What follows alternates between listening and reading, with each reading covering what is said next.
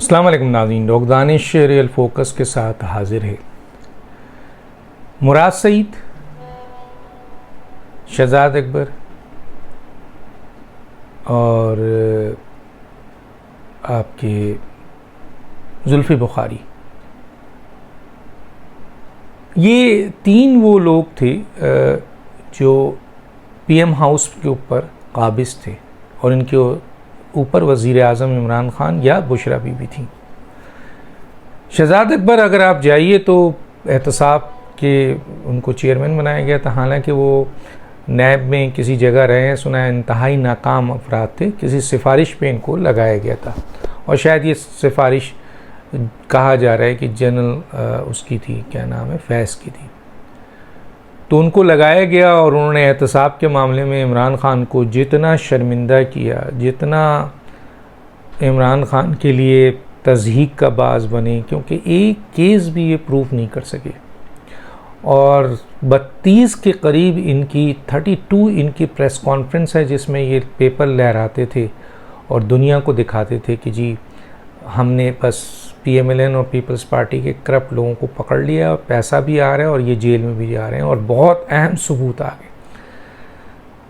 दुनिया में ये बोलते थे तो इमरान ख़ान के पड़ोस में करीब में बैठ के इन्होंने क्या कुछ दिखाया होगा, उनको क्या पता इमरान ख़ान को डॉक्यूमेंट्स के मुतालिक। तो वो जो कुछ भी चीज़ें करते थे इमरान ख़ान समझते थे कि बस हो गया, और फिर वक्त ने साबित किया कि एक सिंगल केस भी साबित नहीं हो सका। ये शहजाद अकबर हैं और इस हवाले से उनका नाम कई करप्शन में आ रहा है, कई करप्शन में।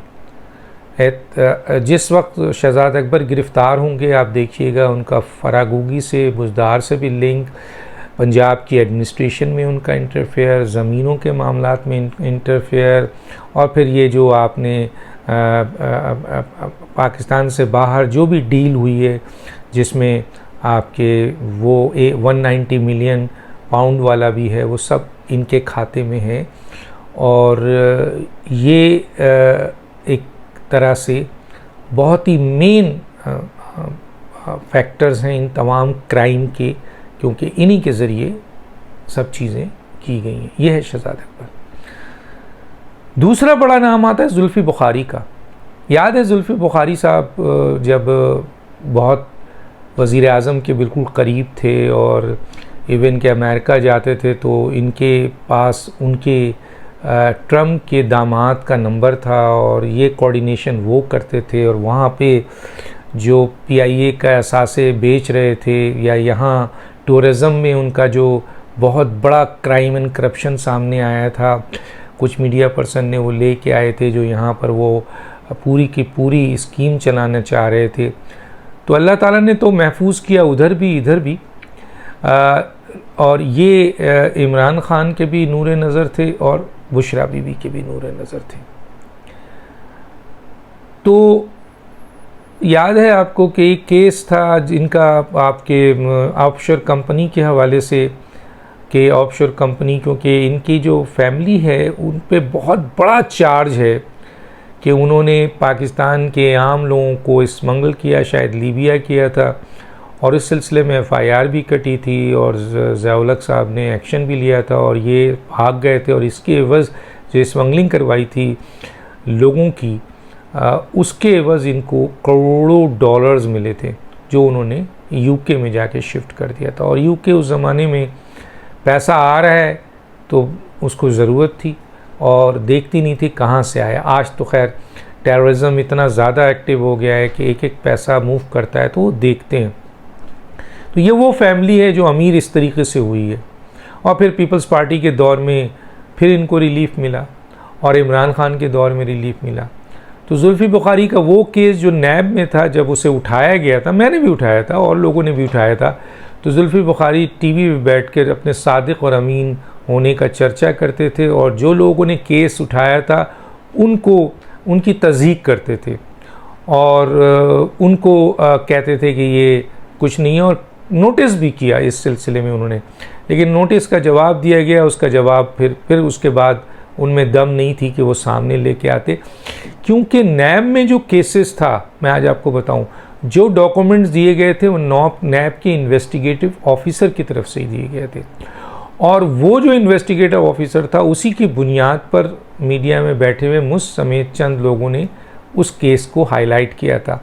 और इन्होंने जब इनसे सवालात डाले गए थे और इनसे पूछा गया था तो इनके पास कोई जवाब नहीं था, और यूके के हवाले से इन्होंने जन इन्फॉर्मेशन दी थी जिसकी इन्वेस्टिगेशन चल रही थी, और बकौल नैब के अहम ज़िम्मेदार के कि जुल्फ़ी बुखारी के पास अपने इस ऑफशोर कंपनी के हवाले से जो अमाउंट है, अकाउंट है, उसके ऊपर कोई जस्टिफिकेशन नहीं है।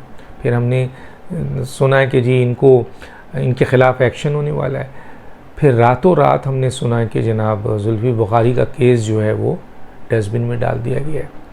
जस्टिस जावेद इकबाल चेयरमैन नैब के हुक्म पर, उनको किसने इंस्ट्रक्शन दी? उनको दी थी प्राइम मिनिस्टर ने। और वो क्यों उन्होंने उनकी इंस्ट्रक्शन मांगी?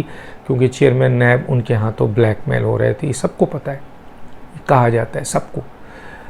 तो चेयरमैन नैब कैसे जुल्फ़ी बुखारी का, और जुल्फ़ी बुखारी उस ज़माने में इमरान खान के भी लाडले और बुशरा बीबी के थे, तो वो केस आज तक पेंडिंग है जिसको डाल दिया गया है। सुना है कि नैब में चेगोमैया चल रही हैं कि जुल्फ़ी बुखारी का वो केस निकाला जाए।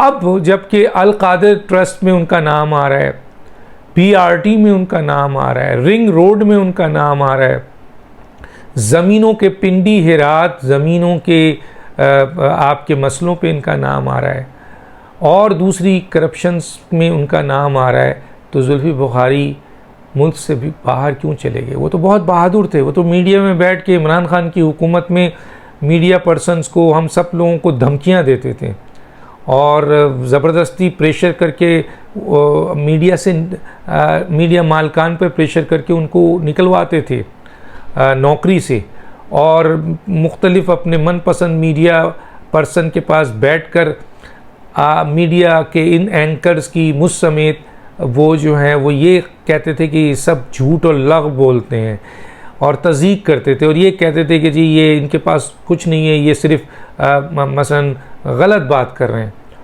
और मैं मौजूद हूँ और दिस एंड। हालांकि हमने उनको कई दफ़ा रिक्वेस्ट की कि आप हमारे प्रोग्राम में आइए और बैठिए, हम अपने प्रोग्राम में आपको बैठ के सवाल करते हैं, आप दे दीजिए। दूसरों के प्रोग्राम में जाकर आप दूसरे एंकर पर्सन को क्रिटिक्स करें, वहाँ वो नहीं होता, या तो उसे भी बुलाया जाए, उसे नहीं बुलाया गया। आप वहाँ बैठकर अपने साथ मैनिपुलेट करके अपने एंकरों के साथ वहाँ बैठकर, क्योंकि आपकी उस वक्त बहुत से थी, ताकत थी, पावर थी, तो मीडिया के मालकान आपको सपोर्ट करते थे, वहाँ बैठकर आप दूसरों की तज़हीक करते थे, दूसरों को मजाक उड़ाते थे और ख़ुद को बहुत शेर साबित करते थे। इवन कि मुझसे एक चैनल के मालिक ने कहा कि यार बस अब इनको बैठाओ और इनका ये मसला जो केस इन पर है ये किसी तरह ख़त्म कर दो। मैंने कहा सर ये अपने जवाबात दे दें, समझे, ख़त्म हो गया। लेकिन अगर जवाबात नहीं देंगे तो सवाल तो ऑन एयर है ना, जिसका अब तक इन्होंने आकर जवाब नहीं दिया। और वो लेटर जो हमने ईमेल लिखा, टेक्स्ट कहा कि आइए बैठिए जवाब दीजिए, तो उस पर भी नहीं आए और मजाक उड़ाया दूसरे चैनल पे जाके।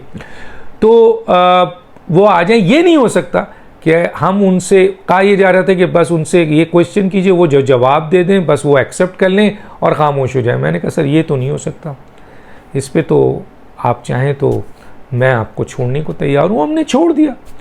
तो इसी तरह और भी जो एंकर थे उन्होंने भी ये सवालात कई उठाए हैं। रऊफ़ क्लासरा एक बड़ा नाम है, बड़ा सवाल उठाया, उनका जवाब भी नहीं दिया। तो आज जब जुल्फ़ी बुखारी साहब आइए ना, आज हुकूमत आपकी नहीं है, शेर तो आज है।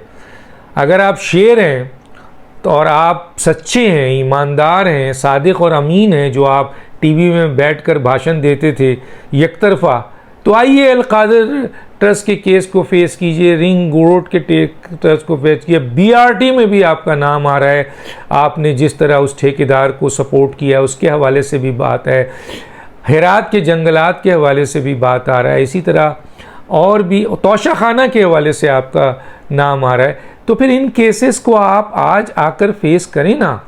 अगर आज आप फेस करेंगे जुल्फ़ी बुखारी साहब, तो उस सूरत हाल में आप जो हैं वो शेर कहलाएंगे। लेकिन आप तो भाग गए, आप तो फ़रार हो गए, आप तो छुप गए, और अब आप ये कह रहे हैं मैं तो ब्रिटिशर हूँ, मेरा क्या ताल्लुक़, मैं तो नहीं आऊँगा।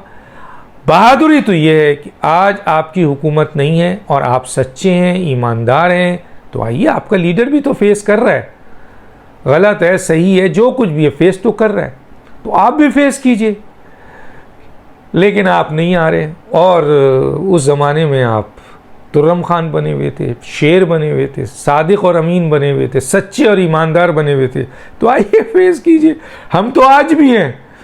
जो लोग एंकर्स में जिन पर आपने इल्ज़ाम लगाया, जिनकी तज़यीक़ की, जिनको आपने नौकरी से निकाला, वो तो आज भी माशाअल्लाह मीडिया में मौजूद हैं। वो क्लासरा भी हैं, दूसरे लोग भी हैं, हम भी मौजूद हैं, लेकिन आप गायब हैं। आइए आज आप जवाब दीजिए। आइए आज चैनल पे लोग बुला रहे हैं आपको, आप फरार हैं, गायब हो गए, छोड़ के लीडर को भाग गए, बुशरा बीबी को छोड़ के भाग गए। तो ये तो बहादुरी नहीं हुई यहाँ पे।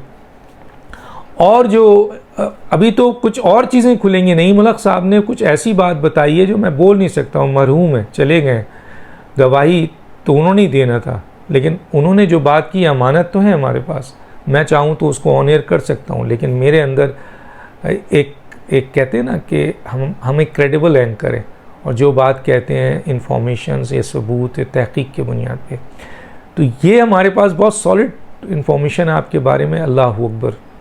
तो वो हम चाहें तो उससे भी खेल सकते हैं, लेकिन नहीं, आप आइए। हमारी गुजारिश है, पाकिस्तानी कौम की गुजारिश है कि आप पाकिस्तान आएँ और इन तमाम मुकदमात को फेस करें।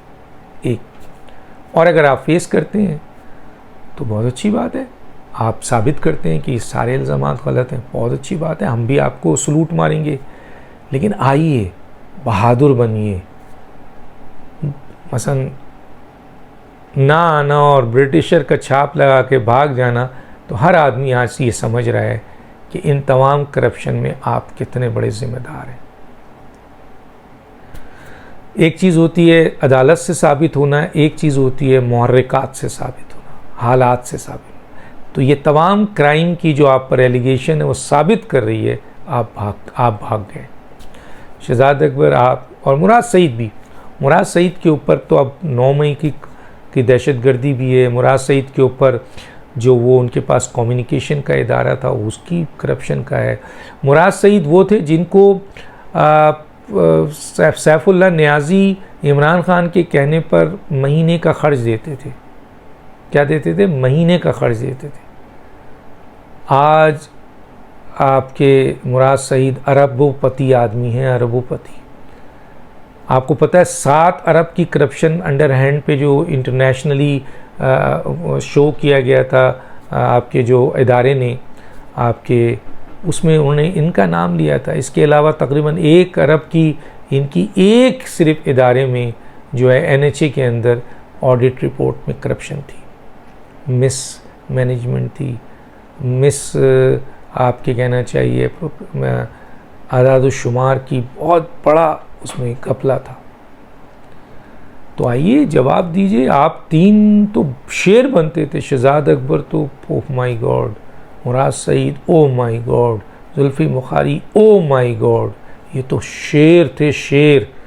और आज आप शेर हैं, या आपका नाम उस चीज़ से जोड़ दिया जाए जो भाग जाते, जो फरार हो जाते, जो छुप जाते।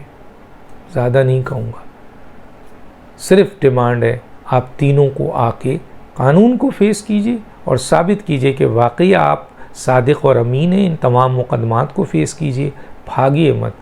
किसी दूसरे मुल्क की नेशनलिटी का छाप लगा के अपने आप को बचाइए नहीं। जब क्राइम कर रहे थे तो उस वक्त भी ये नेशनलिटी आप लोगों के पास थी। बहरहाल एक दिन तो हिसाब होना है, चाहे यहाँ चाहे ऊपर। डॉक्टर दानिश को याद दीजिए। अल्लाह हाफिज़।